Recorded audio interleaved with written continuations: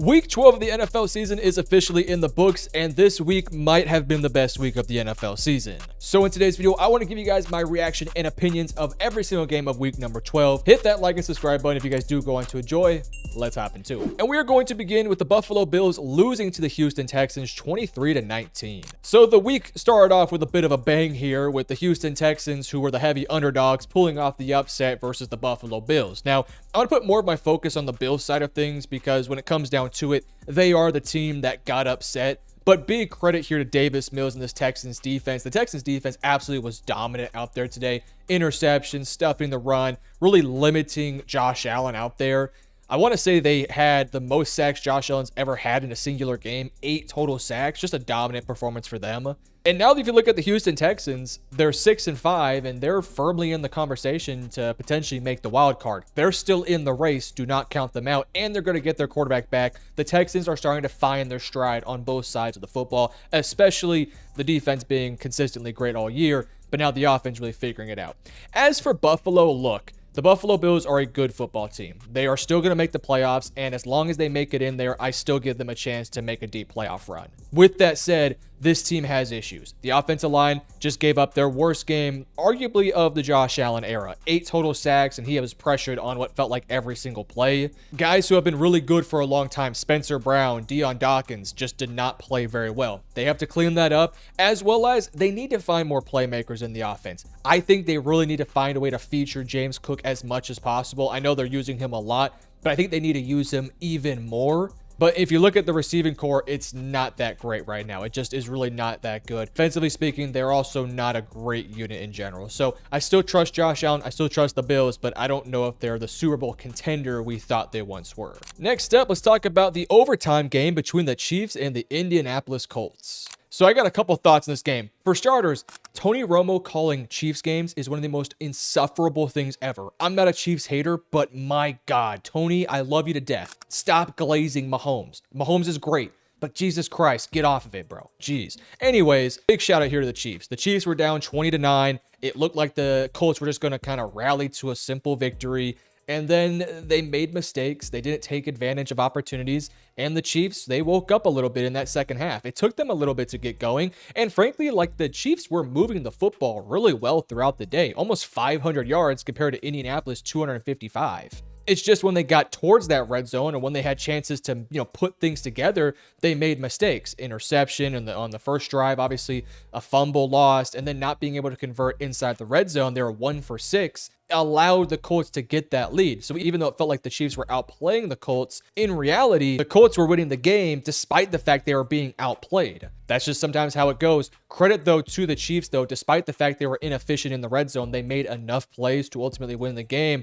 And, look, for the Colts, this is a very disappointing game. And frankly, the Colts have been kind of disappointing the past few weeks. They were able to keep Daniel Jones upright. He was sacked 0 times today. They did not have any interceptions or fumbles, but they were not able to run the football. And because they weren't able to run the football successfully, they were a very one-dimensional offense. And they got some things going throughout there, but it was very hit or miss. The only reason why the Colts were really in the game was the fact that they made their field goals and they were 2 for 4 in the red zone, right? So they were able to take advantage of those opportunities, whereas the Chiefs were not. They were 1 for 6. Still, though, give credit to the Chiefs, man. They're still in this race. I still don't like what I'm seeing from the Chiefs, and they got a tough game with the Dallas Cowboys next week, which is going to be, in my opinion, really fun on Thanksgiving. At least it should be. Chiefs get a huge win, though, a huge win. They're still in the race. They're still fighting for a potential wild card bid. As for the Colts, got to get back to the drawing board because this week was ugly. Next up, let's talk about the Seattle Seahawks defeating the Tennessee Titans 30-24. So the Seahawks won the game, and I would say it was a pretty comfortable win for the Seahawks, but I'm going to give all the credit in the world to the Tennessee Titans.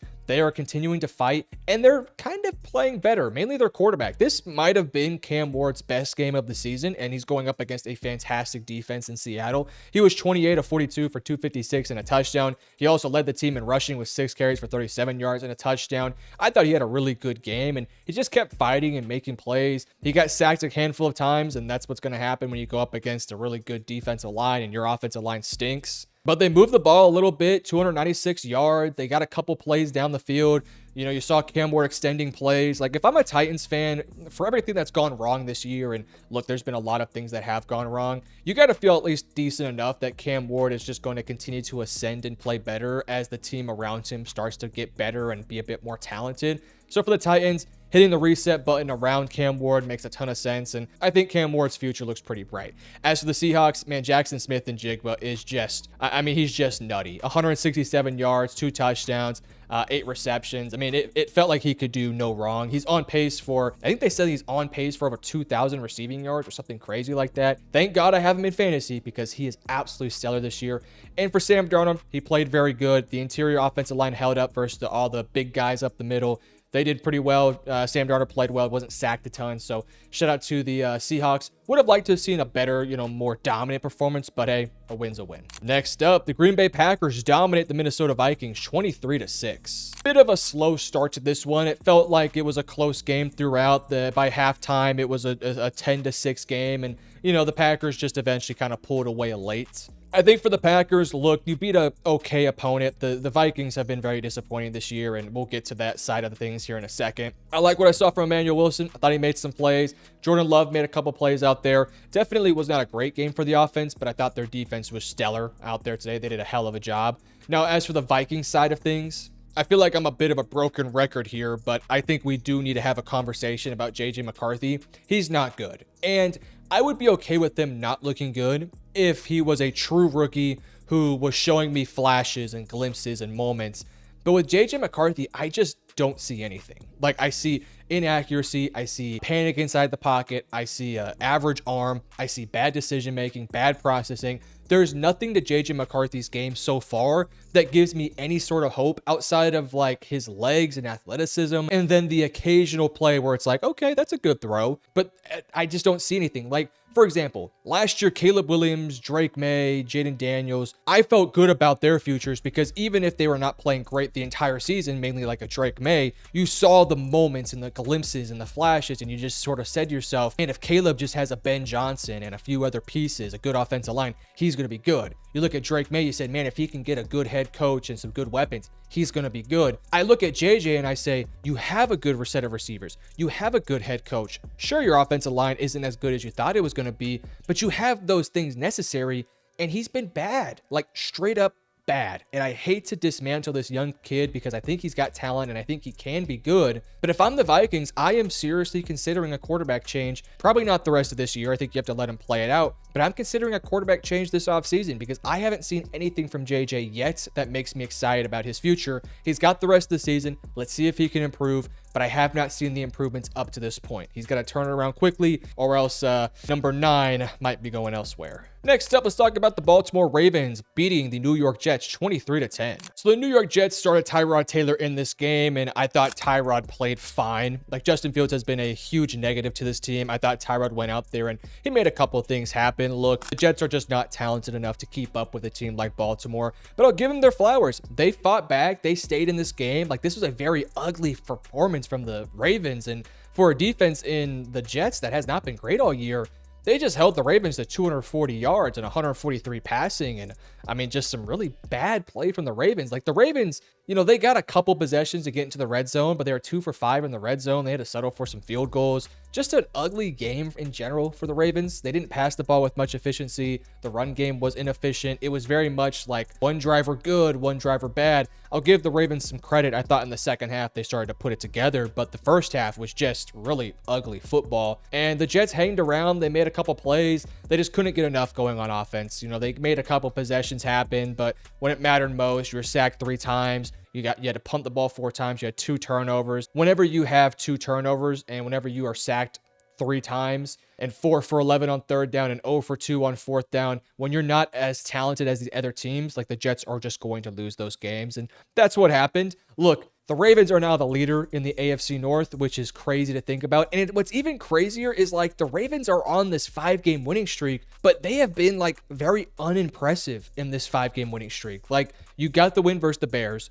But since Lamar has returned, it was an okay game versus Miami, an okay game versus Minnesota, an okay game versus the Browns, and an okay game versus the Jets. They haven't looked great, yet they're still winning games. And you look at their future schedule, it's a very winnable schedule. Like, there's some tough games in there, but they have 2 future matchups with the Steelers where they can potentially, win the division and get that off there. So big time opportunity for the Ravens. And as for the Jets, they're contending for the #1 pick. So no harm done here. Still, I like the fight they showed in this game though. Next up, one of the games of the week, the Detroit Lions come back from behind to win 34-27 in overtime. So I'm going to focus kind of all over the place here. I thought Jameis Winston had an insane game. Just a totally insane game from Jameis Winston. 18 of 36 for 366 yards, 2 touchdowns. He threw a pick, and he had one of the best quarterback catches I think I've ever seen. Like, he caught the ball, stiff-armed a dude, juked a dude, put the dude in the dirt, and then scored a touchdown. Like, just the most Jameis Winston game I think I've ever seen. Like, Jameis is the ultimate boomer bust quarterback where, man, when he is clicking and making plays downfield, it's so much fun to watch. But then he makes a couple decisions that's just like, Jameis, what are you looking at, dude? And this was kind of the perfect embodiment of a Jameis Winston game. I thought it was brilliant. Shout out to Wan'Dale Robinson. He's having a really good year. And unfortunately for the Giants, it looks like he's might priced himself out now because of how well he's been this year. Like, you're looking at him being a free agent this offseason, probably getting a bag to go play somewhere, and who needs like a slot receiver that can make big plays. Like, Wan'Dale is just going to be a very expensive player that, with the contract of Darius Slayton, you're probably not going to be able to afford a Wan'Dale Robinson. So that's unfortunate, but he had a big day, 156 yards and a touchdown. Now on the flip side, boy, some big games here for the playmakers. Jahmyr Gibbs, 219 rushing yards. He also had, I think, 45 yards receiving as well. And then Amon-Ra St. Brown, 9 for 149 and a touchdown. I'm a little bit ticked off because the opponent I'm playing this week, my brother, had both Amon-Ra St. Brown and Jahmyr Gibbs. So that was like 80 points combined between the two. It might have been even more than that. Just stupid stuff. The Lions, it took them a little bit to get going. They got rolling though. The offense was kind of unstoppable towards the second, in the second quarter and in the fourth and overtime. The Giants just kept making plays. And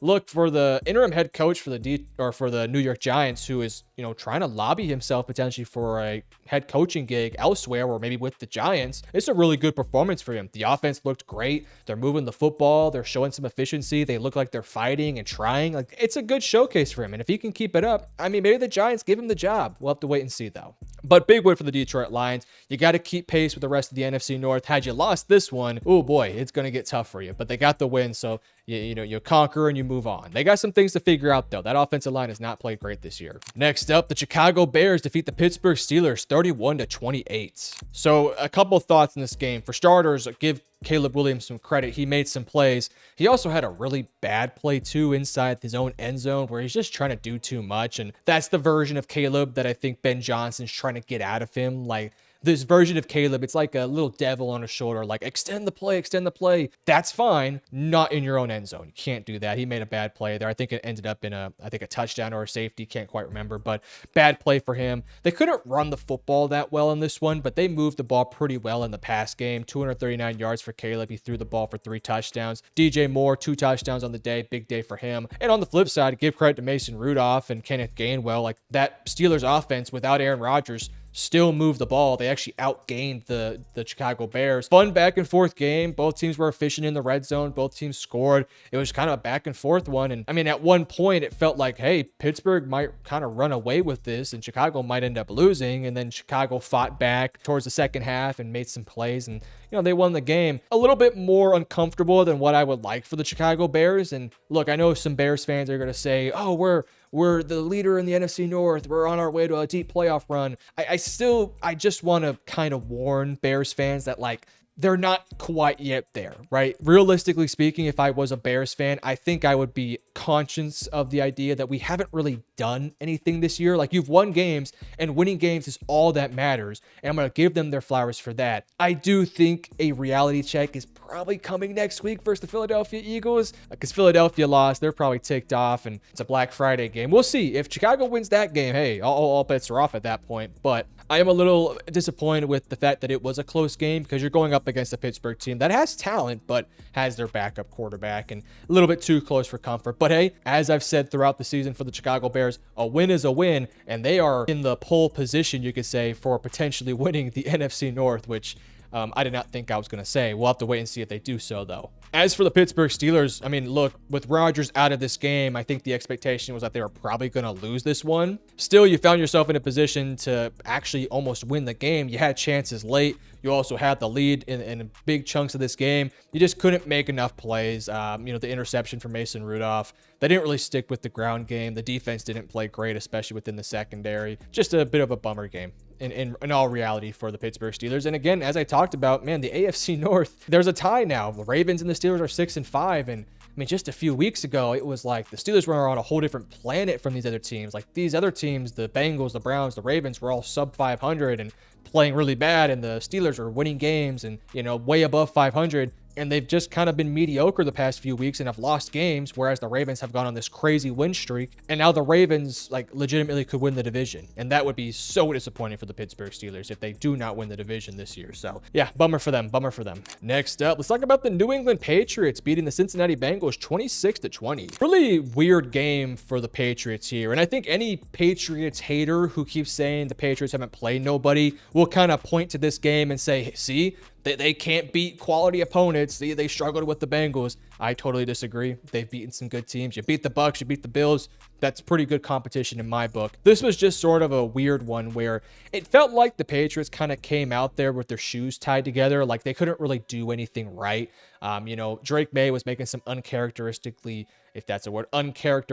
bad plays and just wasn't playing particularly great. They got some things going, especially in that second quarter. And shout out to the defense for making some plays. I thought this was probably Flacco's. It's hard to, on the top of my head, but I would say this is Flacco's maybe worst game with the Bengals. And I don't think it's a coincidence that the same time he has his worst game is the same time that Jamar Chase is suspended and T. Higgins goes out during the game. So I don't think it was a, totally fluky thing. I just think Joe Flacco didn't have the weapons and offensive line to support him. Chase Brown made some plays and Andre Yoshivas did as well. Jamar Chase spitting on Jalen Ramsey, though, was a very stupid thing of him to do. And I think in some ways him doing that kind of cost them a potential win versus the Patriots. Not that it really means anything at this stage of the season, but still, I mean, for, moral sake, it would have been nice to see him out there. And he's on my fantasy team yet again. Come on, Jamar, I need you, bro. But yeah, good win here for the Patriots. You handled your business. You made the right plays when you had to do it in the second half and in the second quarter. Not the great performance, not a game we're going to look at and say that's the New England Patriots at their best, but definitely a game where it's just like, hey, you just have to thug it out. You just gotta play. And the Patriots did so. So big time win for the Patriots as they just continue to, put things together. And, with the loss of the Colts and, you got to assume Denver's going to lose a game soon. The Patriots are on a good potential track here to potentially be the #1 seed in the AFC, which crazy to even talk about that. Crazy. Next up, Shedeur Sanders 24-10 versus the Las Vegas Raiders. I thought Shedeur played fine. I mean, look, they didn't really ask him to do a ton in this game, but I will give him his flowers. He made a couple of nice throws. Obviously, the big highlight throw where he's rolling out and he's throwing on the run.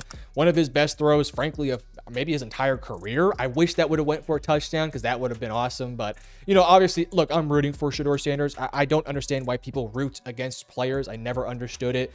Especially if you're rooting against him and he's not on a team that you hate. Like if you're just hating Shedeur Sanders as a 49ers fan, that's just weird to me. Why are you hating on the kid? Let the kid play. I thought he did fine. What I was hoping to see from him is kind of what he did, right? He played generally clean football. He did have the interception, and that was a play you look to maybe play a little bit better at. But, he only got sacked one time, which we'll talk about Geno Smith and some sacks, but Shedeur only got sacked one time. I thought Stefanski did a really good job of giving Shedeur easy things to operate, easy quick reads, get to your last drop, make a throw, hit the screens. His big touchdown play was a swing pass with blockers out in front and went for a big touchdown, and that looks good on his stats. And, look, Shedeur led a handful of touchdown drives. I know that he only had one touchdown on the day, but they made it to the red zone multiple times, 3 times, and Quinshaw Judkins scored on 2 of them. They did some sort of Quinshaw direct snap play, which, I wish they would have just let Shedeur rock the ball out there and make some plays. But again, maybe I'm just rooting for the kid.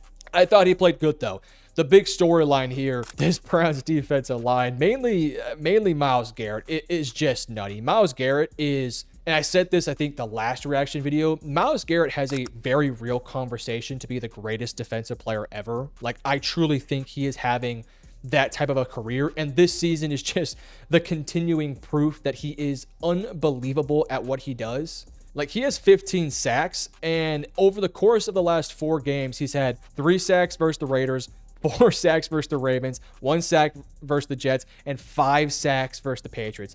Just nutty. And what's funny is he's had 15 sacks, but he went on a 3-game, well, I guess a 4-game stretch, but he only had a half a sack in those 4 games. But he is just unbelievable. And Geno Smith, man, look, I know he's bad, and he's been bad all year. The offensive line is even worse. Like, they are horrendously bad. But there was times where it's like, Geno, like, why are you holding on to the ball for 3, 4, 5 seconds? Get the ball out of your hands, hit the check down, throw it away, just survive to live another down. He didn't do so, though. He held on to the ball and got sacked 10 times because of it. 10 times. A lot of that's on the offensive line, but also a lot of that is on a couple of different pieces. The offensive coordinator, who is going to be fired at the end of the season, and I think rightfully so. Chip Kelly's been terrible. And it's also on Geno Smith. You're the veteran quarterback. Get the ball out. You have these different reads you can look at, the underneaths, hit your check downs, just make the right throw. They didn't do so, though. And I feel bad for some of the guys in this team, like Ashton Genty. I also do not understand why Tyler Lockett is their wide receiver 1 in this game. Tyler Lockett is like 67 years old. He's 67, okay? Why is Tyler Lockett your leading receiver? Let the young guys play. The season's cooked. Let them play. This Raiders team kind of ticks me off. I'm sorry. They take me off. But yeah, shout out to Shador. Next up, overtime game between the Jacksonville Jaguars and the Arizona Cardinals. So this was a fun game. I mean, a back and forth one that went down to the wire. And, you know, look, this Cardinals offense with Brissett has actually been pretty freaking good. And they've been doing it with like the most random names. Like, you know, Marvin Harrison Jr. hasn't been healthy lately. Their running backs are down to Michael Carter and Zonovan Knight as your 2 guys. And they're struggling to do anything in the ground game. But this dude at Brissett is just slinging the rock. And I freaking respect it, man. 49 attempts for 317 yards, a touchdown. He got sacked 6 times out there. But this dude is just slinging the rock. And again, I respect the hell out of it. Michael Wilson, 118 yards. Trey McBride, 79 yards. Greg Dortch with a big play for a touchdown. I've been impressed with this Cardinals offense. As for the defense, not so much. Although, you know, look, the defense kind of did their job. I mean, look, 3 sacks, a fumble, a touchdown to Walter Nolan. Shout out to Walter. But, you know, outside of the turnovers, they didn't really play that great. I mean, Trevor Lawrence had such a bizarre game. 18 of 30 for 256, 3 touchdowns, 3 picks, and was sacked 3 times. Kind of a bizarre one. This whole game was bizarre, and frankly, neither team kind of deserved to win the game, but the Jaguars did.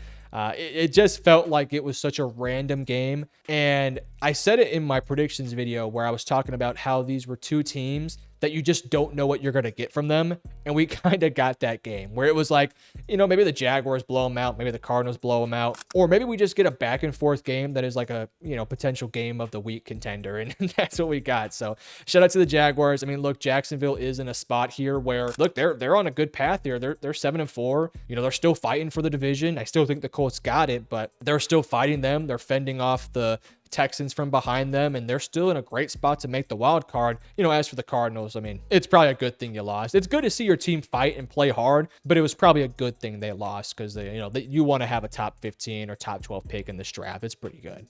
Next up, the Atlanta Falcons defeat the New Orleans Saints 24-10. So a bit of a weird one, in all honesty, because it felt like neither one of these teams really played great per se. I mean, both teams kind of played similar to one another. It's just, you know, give credit to the Falcons. They were able to convert 3 of 3 on field goals. Compare that to the Saints, who are 1 for 3. The Saints 0 for 3 in red zone. The Falcons 1 for 2. You know, it's just kind of one of those games where one team was just better at not making mistakes. One team had 2 turnovers, that being the Saints. The other team had 1 turnover, that being the Falcons. So, you know, you kind of just look at those numbers. Saints, 2 turnovers, 1 for 3 in field goals, 0 for 3 in the red zone. Atlanta, only 1 turnover, 3 for 3 on field goals, and 1 for 2 in the red zone. Obviously, the Falcons won the football game, and, you know, rightfully so. Kirk played okay. You know, I was thinking the Saints could win this one because of just the fact that Kirk has looked pretty uncomfortable, and though he didn't have this insane game, he was fairly efficient. He got the ball to his playmakers. No Drake London in this one, but Darnell Mooney made plays. Bijan made plays, so that was good to see. The Falcons season is for all intents and purposes, over at this point. But seeing them fight and continue to show that they have pieces that they probably should be better than what their record says is good to see. As for the Saints, I thought Tyler Shock played fine. I mean, they have no ground game. Their leading rusher was Tyler Shock, who had 22 yards on 7 carries. I mean, no Alvin Kamara today, 3 for 11. Devin Neal, 7 for 18. Taysom Hill got a lot of work too. You know, give credit to Tyler Shock. I mean, look, he's not playing great. He got sacked 5 times. He threw a pick. He threw the ball 43 times, but he's a rookie. He's making mistakes, but he's also not playing horrendously bad. So I would be okay if they went another year with Shock at quarterback and maybe surround him with a bit more talent. But if they decide to go elsewhere, I wouldn't be shocked either. I do think they will give Tyler 1 more year, though. I would be a little surprised, actually, if they did not stick with Tyler for 1 more year. But he's got to continue to play well. He's got to continue to get this team in some fights, and he did so in this one, but you just want to see him play a little bit better than what he did today. Not that he played bad. It's just you want to play a little bit cleaner, so we'll see what he does there. And lastly, the Dallas Cowboys defeat the Philadelphia Eagles 24-21. Look, I'm just going to say it now. When I did my predictions video, I predict the Cowboys to win that game. And I got a couple comments as well as some DMs on Instagram and Twitter, you know, kind of roasted me and frankly, you know, kind of shitting on me in some ways. But, hey, I was right. It didn't look pretty, especially in the first half. In fact, I saw a comment talking about it, and I was like, yeah, it didn't age well. It's aged like milk because they were down 21-0. And then they just made plays. And what was weird about this game felt so similar to their first game in week 1, where the Eagles were just floating, playing so well in the first half or so. And the Cowboys were playing fine. They made a couple things happen. Then they got stagnant, that being the Eagles. And then they woke back up in the fourth, right? And then for Dallas, it was kind of the same thing where they were playing really good through 1 to 3 quarters. You had I think the weather break too, and they just couldn't get things going in the fourth, and they couldn't convert. This game, it was kind of similar in a sense that Philly came out the gates playing so well on offense. In Dallas, it took them a little bit to get going. They made the 7 points though in the second quarter just to kind of hang in there a little bit. And then Philly just did nothing the rest of the way. And it was like in the first half, Dallas was making so many bad mistakes. The fumble from Kevontae Turpin, the missed field goal, the penalties, the 4th down conversions, like every mistake they could have made, it felt like they made them. And Philadelphia was making what felt like no mistakes. They were playing like a Super Bowl team. And then in the second half, it was like Space Jam almost, where the Cowboys gave the Eagles their mistake problems. And then the Eagles had a problem with holding onto the football. They had like 2 or 3 fumbles in the second half. Penalties. It felt like every time the Eagles got a drive going, penalty held them back. And things started to really play in Dallas's favor. Now, Dallas made some mistakes, and I also will say this. I wasn't a big fan of the Cowboys going for it on that 4th and goal. I get it. It's 4th and goal at the 1 yard line, but the Eagles offense was dead. And so if you score the 3 points, I mean, obviously the Cowboys win the game regardless, but I don't know. I would have just kicked the field goal, and there were some other timeout things I thought were kind of weird from Dallas too, but Dallas wins the game. I thought CeeDee Lamb, outside of that one big catch, I thought he had a pretty bad game, multiple drops. But George Pickens, man, when you have a second option that can take over a game when your other number 1 is not playing great, that's such a luxury. It's the same luxury the Bengals have with Jamar Chase and T. Higgins when they have Joe Burrow healthy. Like, if Chase is not going, you have a guy in T. Higgins who can take over. But I'll say this, I think Pickens is so far and away better than T. Higgins, and that's no disrespect to Higgins. I truly think Pickens is having a sensational year. And you can make the argument right now that when Dallas prioritizes getting the ball to Pickens over Lamb, they're a better football team. And that's crazy to say because Lamb, in my opinion, has been a top 5 receiver the past couple years. And I still think he's in the conversation. But Pickens is playing so well, and his connection with Dak is incredible. And the big athletic catches he can make down the field are incredible. That one catch he made late in the game in the 4th quarter where he's like kind of double covered. He's got a guy right in his grill, and he just jumps over them, makes a catch. Like, it's just insane what this guy can do. And George Pickens, if I'm Dallas, I know it's going to be tough and tight money-wise. You got to pay this guy. You have to pay this guy. He is so good, and his connection with Dak Prescott is such a luxury. He's so incredible. And you could tell Dak loves this guy. Like, you could just tell. And look, CD made a couple plays too. I don't want to just throw CD aside because I love my guy CD, but, you know, he made some mistakes drops-wise. But look, for Philadelphia, like, you're still going to win the division unless a huge collapse happens, but they're going to be fine. Dallas is just one of those teams in the same division where they're going to give you issues. And the good news for Philadelphia is that, hey, you're probably not going to face the Cowboys in the playoffs, because if you're Dallas, you got some tough matchups ahead. You got the Chiefs next week and on Thanksgiving, so short week. Then after that, you have another short week, another Thursday game where they got to face the Detroit Lions. So now, granted, if you beat the Chiefs and then you beat the Lions, you're cruising the rest of the way. I mean, you do have the Chargers, but you should be cruising, right? But Dallas realistically has to, they can only afford like one more loss, and they might be able to make it in as like a, what would it be, 10-6-1, something like that. I don't know if the numbers are correct there. I think they could make it in, but it would be tight. It'd be very tough. Dallas, though, man, they did some really good things. And for Philadelphia, just a disappointing game because they were so good in the first half. And then everything that could have went wrong just went wrong. The passing game slowed down. The run game was non-existent the entire day.